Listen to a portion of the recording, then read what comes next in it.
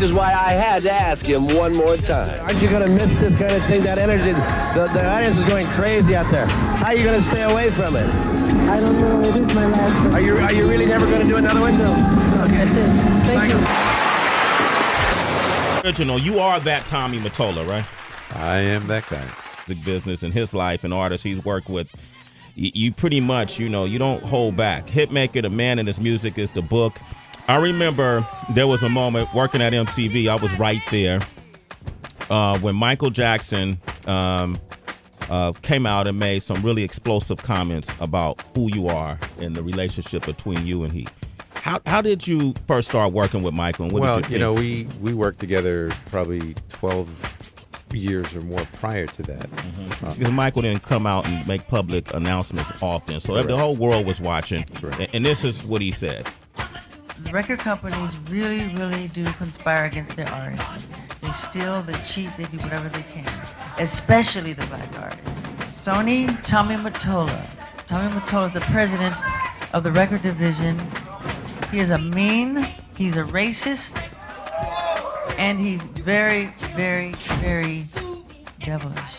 Devilish. Right. So the next day I wake up and I see my picture in the paper with devil horns on the front page, right? Yeah. Success that he had achieved, and this is the greatest talent in the world, or one of the greatest talents in the world ever. To not have that, and then all of the pressures being put on him with all those allegations, it was tremendous pressure. So, he just lashed out at that point, and that was that. And then you guys reconciled. You said Absolutely. After so y'all became cool again. We were in business together. Yeah. We jointly owned the Beatles catalog with him. We had his recording contract. We had to make records together, and we got together and started doing business. Almost like nothing had ever happened. Nothing had ever happened. Were you shocked when you found out about his death? Ooh, I was, I was terribly shocked because it happened. Yeah. But not that it happened. Do you know what I mean? Explain that. I mean, Michael had really not taken care of himself, in my opinion, and everybody around him never really watched him the way they should have, and was, in a lot of ways, were around him for all the obvious reasons. This was a money machine, simple as that. And there's no finger pointing, but at the end of the day, there were a lot of yes people. Most of them were all yes people. I was one of the few guys that said no. Yeah. And I was also one of the few guys that, as a result of that, A, had his respect, but B, was the subject of him when he wasn't happy as well. Yeah. So, I just wish that people were there to have a stronger hand in what was going on and what was not going on. But, coulda, woulda, shoulda, no one really knows all the facts because no one was really there. Sad thing is Michael's not here. That's the pathetically sad thing to have that great a treasure. That's ever. I'm not even going to pigeonhole and just say hip hop. No, you should. Out of production. I met Jennifer Lopez before. Yeah. You had Corey working with her. You were one of the first to put those young black executives out front, give them their branding, help them build their empire.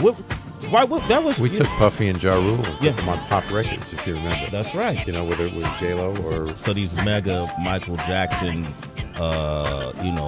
Shakira. There aren't. You don't see the mega count stars. them on three fingers. You got Taylor. Back home, the prodigal son hasn't returned. Tommy Mottola. We here. Tommy Mottola. Why are you blessing me so much? So many of my great friends are just coming. Ladies and gentlemen, this is the living legend, Tommy Mottola. Let's see what we're doing. What's the boss there, Rick Ross? Conjuring up some big ideas. Big ideas. Business. It's all about strategizing. We ain't got no time to waste. We're gonna kill it. Kill it. My neighbor pulled up. What's up? Yeah, man. Let everything go. Let it go. You know what I'm saying? Them two. Whoever's bothering me and shit, getting in your way, we gonna go up. Yeah. I'd like to thank you for your assisting me in bringing justice to Tommy Mottola.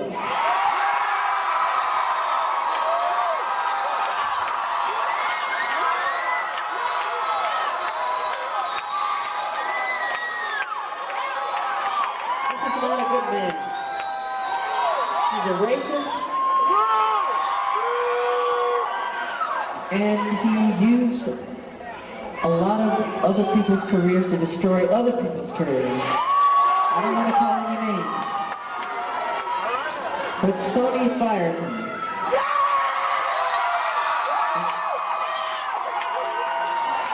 It was you. It was you who put your heart on the line.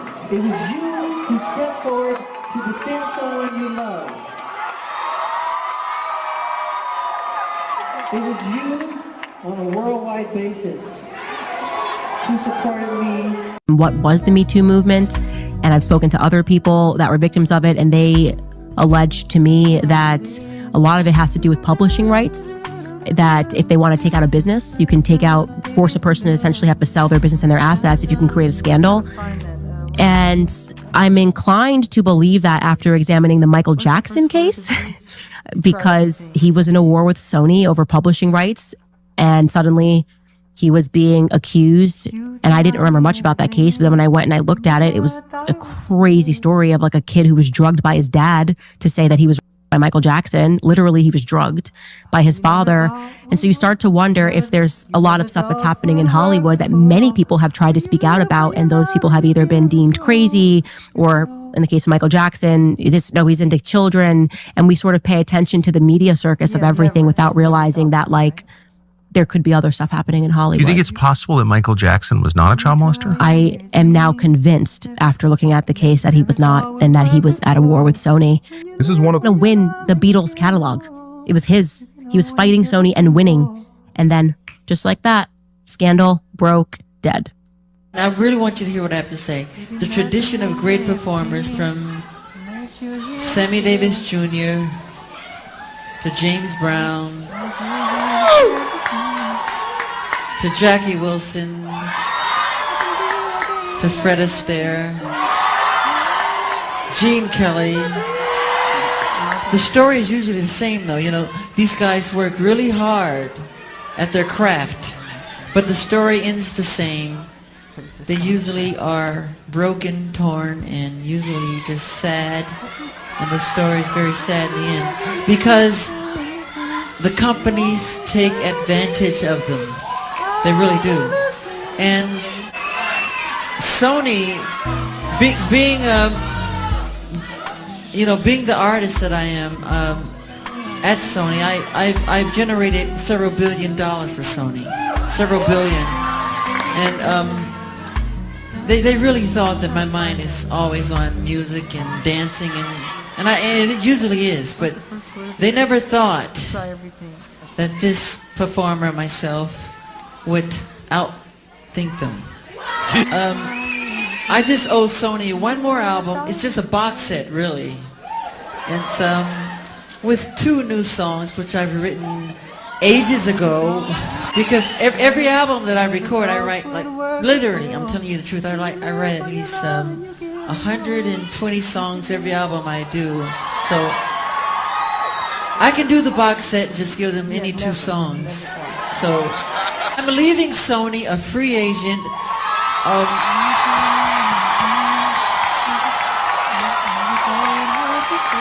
owning half of Sony. So I own half of Sony's publishing, and I'm leaving them, and they're very angry at me because of it. But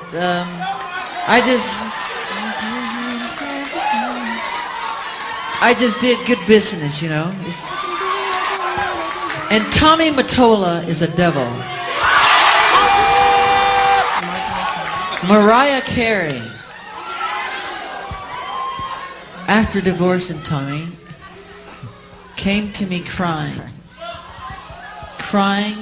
She was crying so badly I had to hold her. And she said to me that this is an evil man. And Michael, this man follows me, she said. He taps her phones. And he's very, very evil, and she doesn't trust him. And he is a horrible human being. And we have to continue our drive until he's terminated.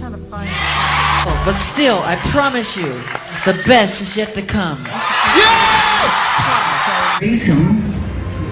Racism is bad. Tommy Mottola made some very racist remarks. But what he said was to one of the artists who work at Sony, he has a contract with the company, and he called him a fat black nigger. Some fireworks today. Of course, Tommy Mottola is the head of Sony Corporation. Multi-platinum singer Michael Jackson is feuding with Sony and Tommy Mottola. Sony is, of course, his big-name record company. At a speech and rally with Reverend Al Sharpton in Harlem today, the gloved wonder charged that the recording industry was a racist conspiracy that turns profits at the expense of performers, particularly minority artists. Reverend Sharpton has recently formed a coalition to investigate whether some artists are financially exploited. Right after his speech, I spoke briefly to the king of pop for Reverend Al Sharpton. I think it's important to be here. I'm not just fighting for myself, I'm fighting for all artists. Those great artists who pioneered, you know, entertainment business, as well as songwriting, as well as incredible staging. You know, the fact that they have been taken by the system, totally broken them financially. You know, and this has to stop. It's conspiracy. You said out there that you felt that Sony was racist. I didn't say Sony was racist. I said Tommy Mottola is racist. Who's the head of Sony? Yeah, Tommy Mottola. Do you feel the recording industry as a whole has been, you use the word sort of conspiracy against black artists? Why do you think this has happened? Why do I think this is? Because money is the root of all evil. You also said out there that you believe that some of the recording companies take black artists' money. We brought up James Brown and some of these others. At the end of their careers are broke and penniless. Yeah. What is your financial situation? I'm in an incredible financial situation. I just wrote somebody a check for $500 million. But when good news doesn't sell, if there's something negative and that's a rumor, that's when it's blasted. I don't expect the press to say anything good, you know. I'm not going to talk too long because we have the demonstration at Sony, as you know. This is very important because throughout the years, black artists have been taken advantage of. And it's time now that we have to put a stop to this incredible injustice. And like Mrs. Sharpton was saying, people from James Brown to Sammy Davis Jr., some of the real pioneers that inspired me to be the entertainer that I am. These artists are always on tour because if they stop touring, they would totally go broke. And it's been, the record companies really do conspire against their artists. They steal, they cheat, they do whatever they can, especially the black artists. Yes, and Sony, Tommy Mottola. Tommy Mottola is the president of the record division. He is a mean, he's a racist, and he's very devilish. I made billions of dollars for Sony, and what they did was really terrible. And not just to me, but some of their other artists too. You know, from George Michael to Mariah Carey to, you know, yeah. He has got to go. He has got to be terminated.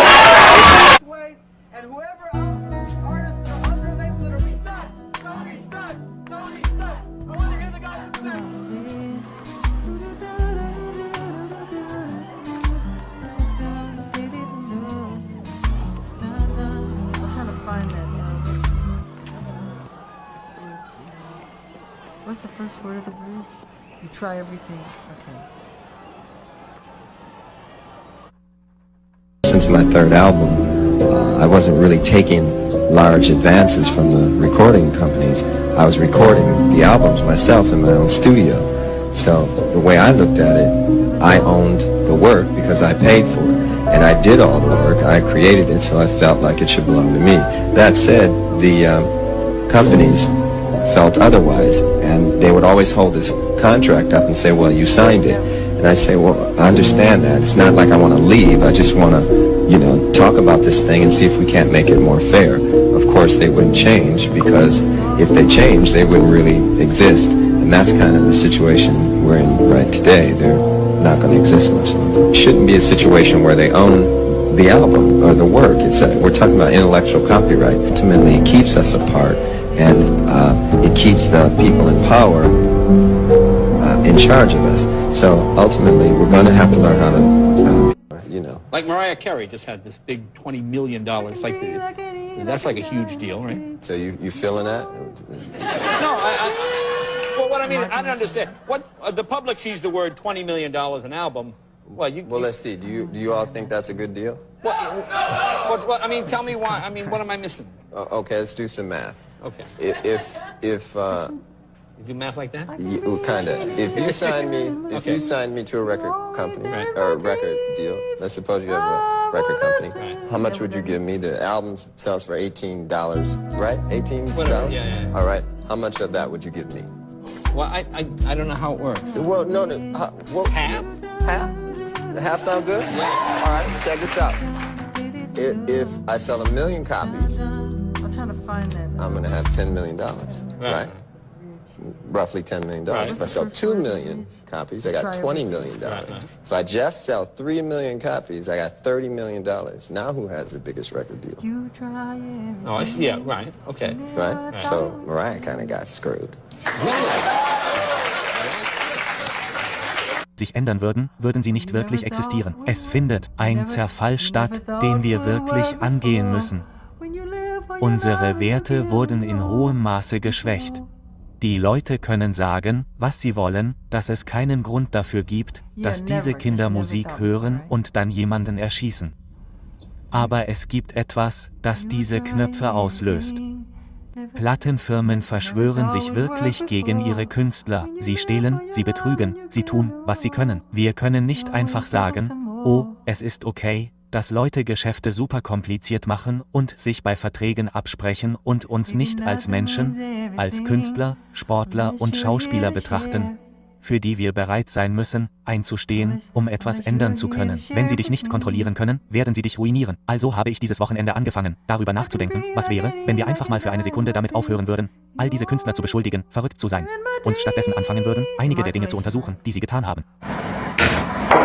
Why is Sony like that? I don't know. But Michael Jackson told me never to sign with them after, do you not remember when Michael Jackson went on stage and said, Sony Records?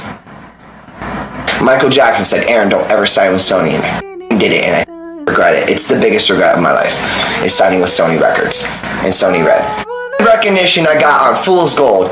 Nobody. Billboard shunned me. No recognition. None of my sound scans were reported. Top 40. Almost 2 million record sales. Where is my recognition? Where is my money, Sony? Like, you know you owe me millions of dollars, right? Like, come on, dude. Every time I go on my YouTube channel, Sony Records and Steve Zapp strike my channel every time I play Sony on there. Or my album I made gave me $60,000 in advance, which is nothing for an artist of my stature and my record sales. And I took it because I was like, I want, that label of Sony Records having me. When I released it on my own and got 3 million streams in 1 minute by myself off of RakisRecords.com. Sony should pay me. Brad Paisley won $12.3 million from Sony for doing the same thing. And they're the guys that are out there. I'm not scared of you. So, okay. Then we're going to go to court and I'm going to win my millions of dollars. And you know what I'm going to do? Just because I'm a good guy, I'll give half of that money to organizations that deserve it. And I'll prove it to you and I'll film it to you on camera. Just because I don't care about money. I care about it. We obviously needed to live, right? I made this hand and foot on my own when I was broke damn near on my renting a house in Malibu. Alright, I came up with all of the chord progressions, everything, put the team together, spent over $150,000 over 6 figures on all of the project, did it myself. And that's how you're gonna repay me, guys? That's how Sony's gonna repay me, literally, analytically, and physically? That's not right. That's not right. Alright? I know that JoJo went through a similar situation where they were holding her publishing and shelving her album, but this is way bigger than that. No offense, JoJo. This is way bigger. I got the numbers, the sound scans, the 500 million streams. What the fuck? Okay. And Sony owes me money. That was the marketing. Sony owes me money. That's why everyone keeps trying to attack me and destroy all my money-making things and my shows and my concerts, because I'm calling out on all the people that owe me money. Well, yeah, I mean, that album, sooner or later, like I said, does Where's my money? 90 Sony million. Records, pay me my money. And that was your first album in how many years? Try everything. Michael Jackson, man, told me never to sign with Sony Records, and now I know why he did. Michael Jackson told you never to sign with Sony, because he had a bunch of problems with Sony. He went on stage and flicked them off and said F you to him.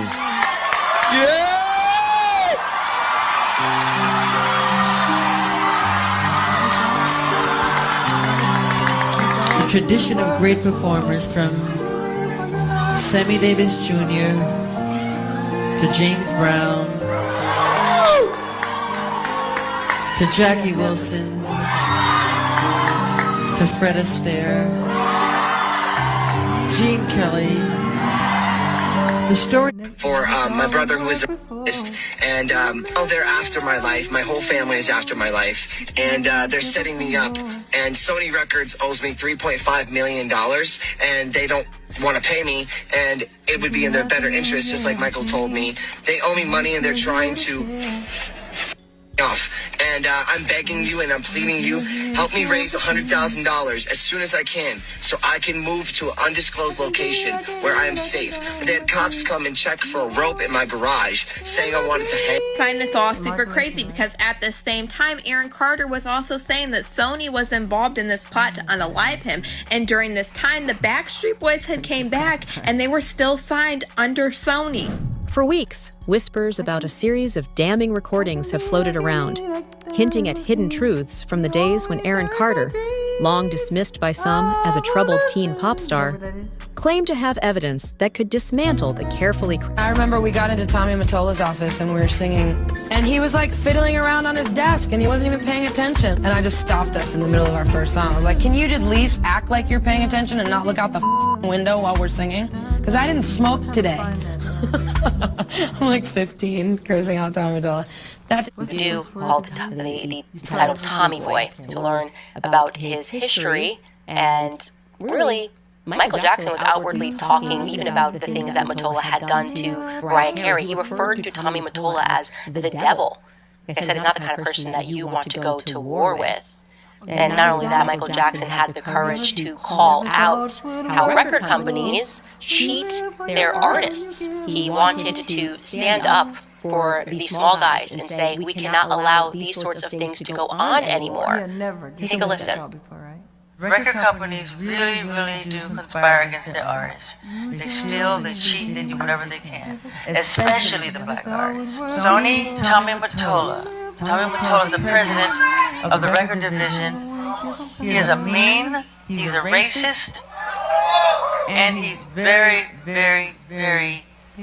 Ever heard whispers about Tommy Mottola being more influential than Diddy? Let me spill the tea. Tommy Mottola, legendary music exec, but also dubbed a cruel devil by Michael Jackson. Why? Let's dive in. Mottola, once the head of Sony Music, wielded immense power shaping the careers of superstars. But Michael Jackson accused him of exploiting artists, labeling him as ruthless. Jackson wasn't alone. Many whispered that Mottola's influence surpassed even P. Diddy's. So, what's the deal with P. Diddy? While Diddy made waves with Bad Boy Records, Mottola had a grip on the entire industry. Conspiracy theories suggest that Mottola's behind-the-scenes maneuvers control the fates of countless artists. Intriguing, right? Diddy's sex trafficking case isn't just about one mogul. It's about the system that enabled him. Like Epstein, he had powerful backers. Clive Davis, linked to mafia payola schemes, Russell Simmons L, fleeing assault charges in Indonesia, and Brett Ratner, hiding in Israel after dining with Trump. These kingmakers used drugs, sex, and mob ties to control the industry. Now, as Diddy faces trial, will the real puppet masters finally be exposed, or will they keep pulling strings from the shadows? Diddy's empire exposes music's dirty secret, a web of mob money, CIA ties, and prison industry schemes. Brett Ratner's Lansky-linked mentor, Al Malnick, perfected money laundering for the underworld, while MCA's mob CIA connections were buried by Reagan. Whistleblowers claim labels deliberately promoted violent rap to fuel Clinton's prison boom, with private prison giant GEO Group cashing in.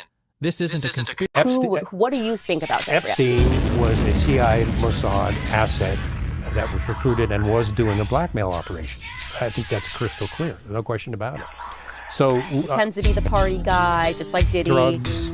Cameras, drugs. The CIA, as part of MKO, had Operation Climax, where they would lure Johns in with drugs and prostitutes, and then this drunk CIA schmuck would sit on the opposite of a two-way mirror and take notes on what, just evil, wicked stuff. And that's what they're using Epstein for, was blackmail operations. And they got some pretty high-level people snared into that. And they haven't released the entire list of close Epstein confidants, but Israel's former prime minister was one of them. Yes, they got a picture of him visiting Epstein at his New York apartment, and he was well connected to Epstein, but that was all in secret. But that is the intelligence part of Mossad, and of course they couldn't do that without coordinating with the CIA. So that I ask this question now. The more I learn, there just always seems to be this connection between the CIA and the Mossad. I'm going, is it just? Nope. They're the same organization. I think the more you look back into history, and it's always somehow the CIA and the Mossad is there on the day that JFK gets shot. We learn about like MLK. We learn about 9/11, and then it's going, okay, why does it seem like there's a union here, a marriage here? Mossad is like the sister of the CIA. They're joined at the hip. They're kind of Siamese twins, and they use each other for intel and operations and things like that. They are extremely close and in an extremely sensitive relationship. Oh yeah. Totally explains what Epstein was doing. And also Ghislaine Maxwell's father, Robert Maxwell. Yep. When he died, did he die rather mysteriously? I'm not sure. He fell off. He found dead off his yacht, floating in the water. It was a heart attack. Of course. Just when he was coming under scrutiny for arms dealing in connection with the CIA and being a Mossad agent, actually a double agent, Mossad agent. All of a sudden, he found dead floating next to his yacht. Happens all the time. Oh yeah, it's just It's just one of those things. See what a ton of Mossad agents and I think a former prime minister of Israel attended his funeral. Yeah. So it's like, yeah. It's like, it's very difficult that they find out the hard way to cover up the truth, because it's going to leak out, somewhere. But now we're going to go back in time, and I'm going to ask you who you think did each of these huge events, okay?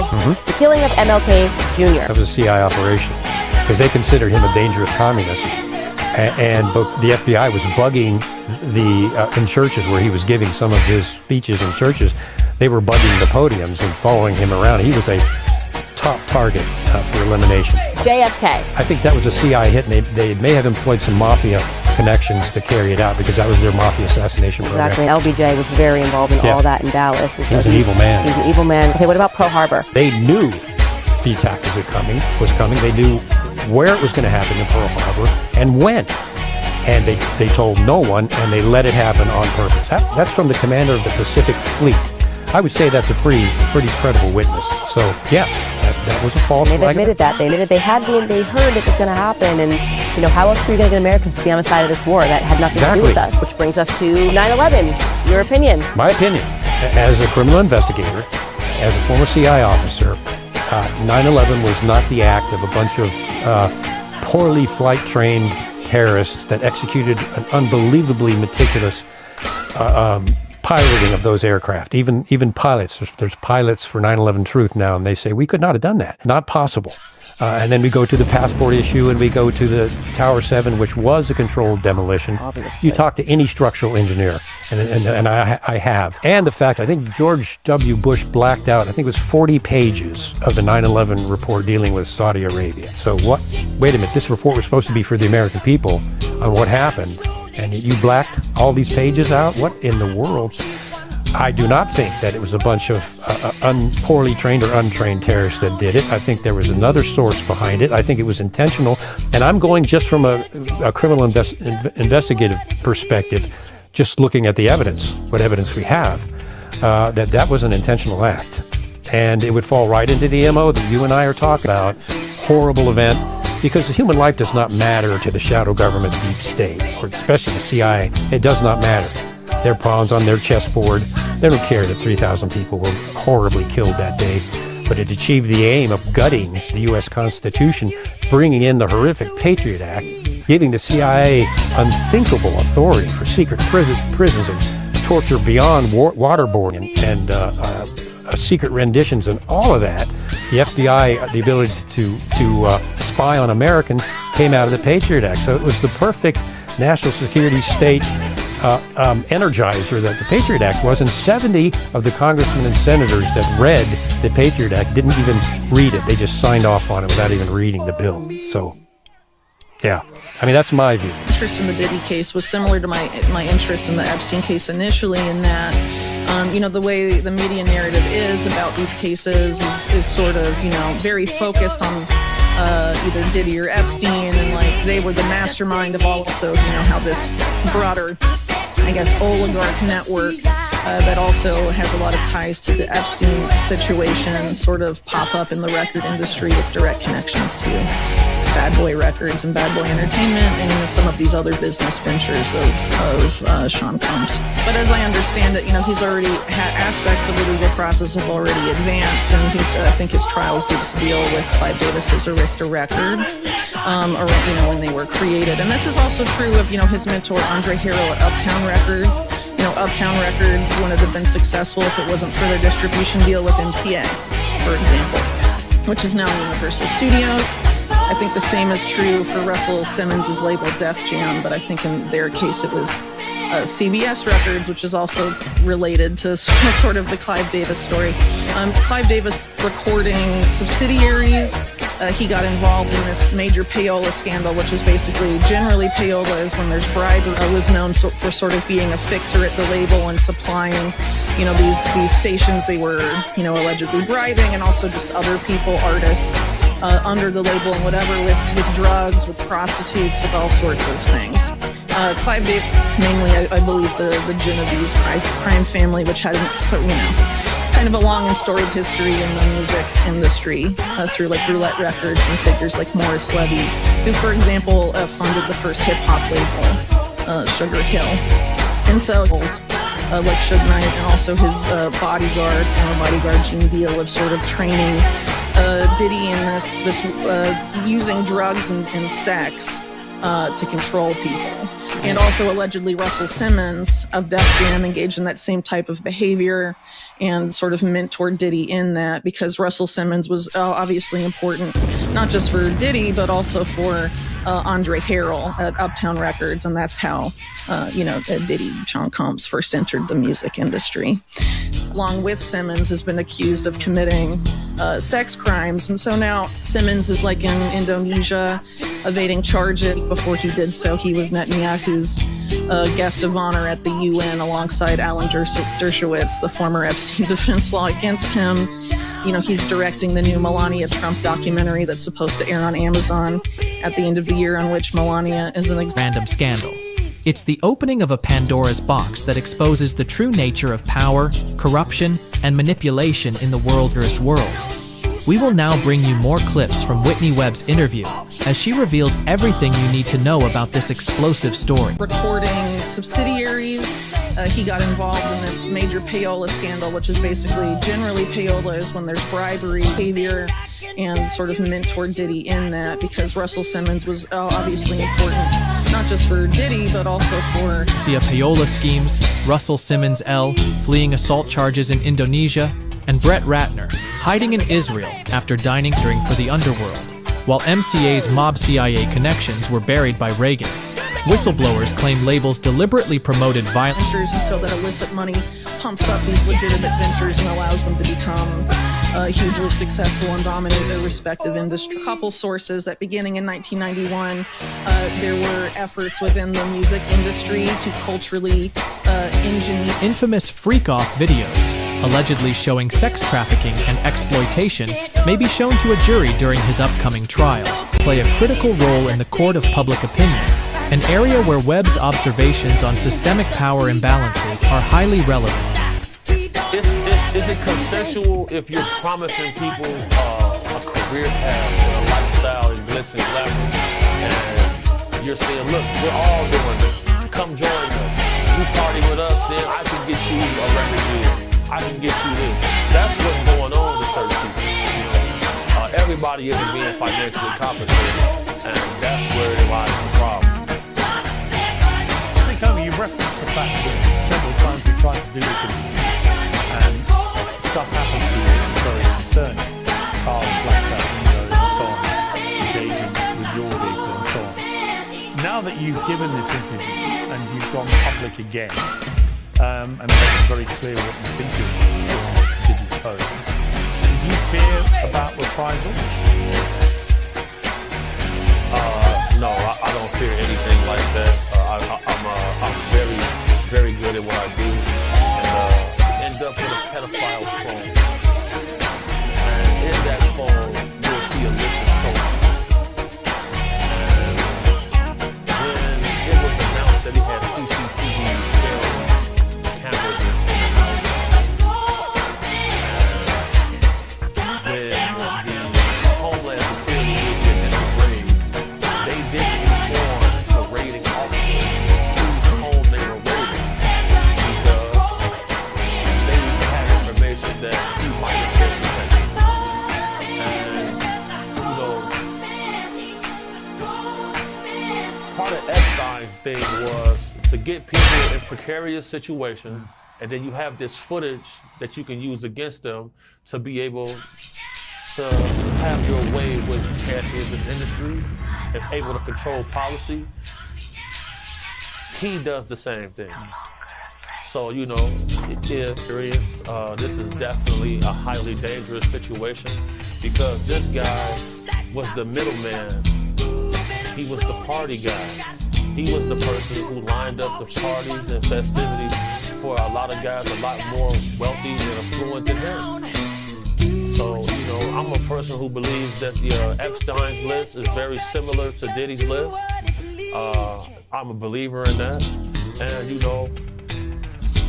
whenever it comes to protecting women and children, I'm going to be fierce. Big up to my sponsor, Stallion Gear, for putting up funds to help us go out and help people. I want to salute Michael Franzese because he's probably the only famous person who donated to our campaign for protecting women and children, going down to the orphanages and passing out toys and gifts. But at the end of the day, us as men, we must learn to police ourselves in our own community because if not, these type of activities. Why do you believe that Hollywood was created by the CIA?